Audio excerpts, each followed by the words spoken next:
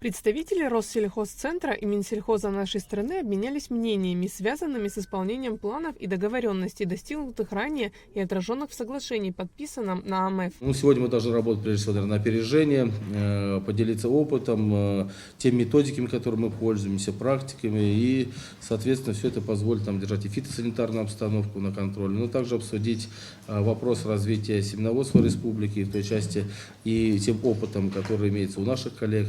То есть вот все те направления, которые, в принципе, позволяют добиваться результатов.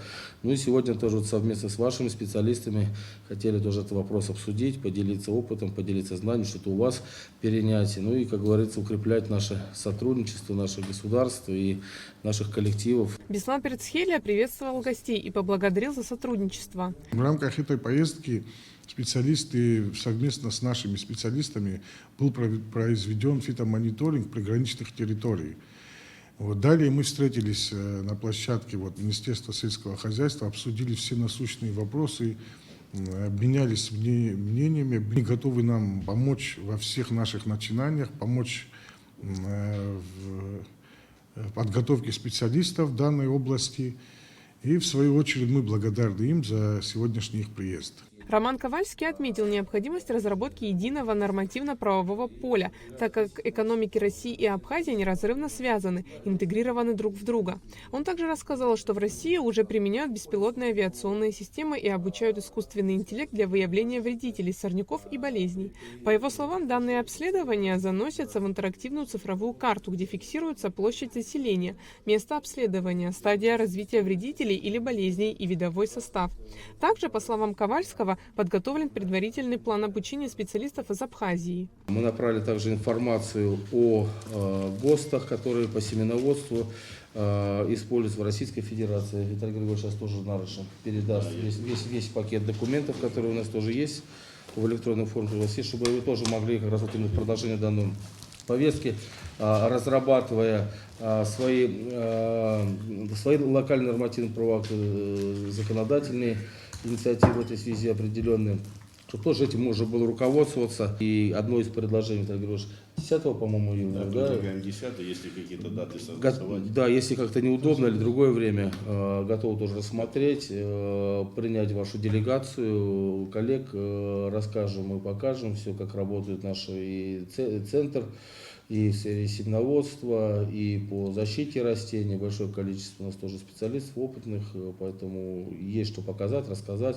Главная задача в части защиты растений – формировать более точные прогнозы, то есть работать на опережение, не допуская распространения тех или иных болезней, вредителей. ФГБУ, Россельхозцентр и Министерство сельского хозяйства Абхазии совместно проводили обследования в 3 селах – Микялрипш, Гичрипш и Цандрипш. Удалось осмотреть культуры – хурму, инжир, фундук и цитрусовые. В этом году в связи с такими низкими температурами в весенний период все вредители практически будут развиваться немного позже, выходить. Поэтому вот сейчас начало мы уже обращаем внимание. И в дальнейшем, конечно, к середине июня, если установится вот такие вот жаркая погода, то, конечно, все сосущие вредители, они присутствуют практически на всех культурах, которые мы вчера обследовали.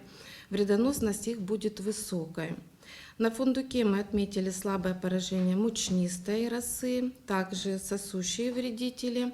И хотелось бы обратить еще внимание на цикадку белую. Это тот вредитель, который вредит практически всем культурам. Владимир Герия, начальник службы защиты растений Абхазии, отметил полезность проводимых совместных работ и добавил, что в области семеноводства Абхазия делает первые шаги. Буквально в дни форума с Алис Добавичем мы обсуждали подробно этот вопрос. Вот вы сейчас о сахарной свекле, как раз там есть серьезные, продвижения. Очень интересно. Я уверен, может не мы, может последующие, сотрудники, но обязательно найдется серьезная почва для взаимодействия в этом отношении. В пределах моей компетенции это борьба, защита растений от вредителей и болезней. Мы проводим мероприятия, которые мы проводим уже через призму опыта. Тут масса подходов, которых нам нужно, конечно, брать на вооружение, которые нам еще недоступны. В частности, использование беспилотных систем защиты.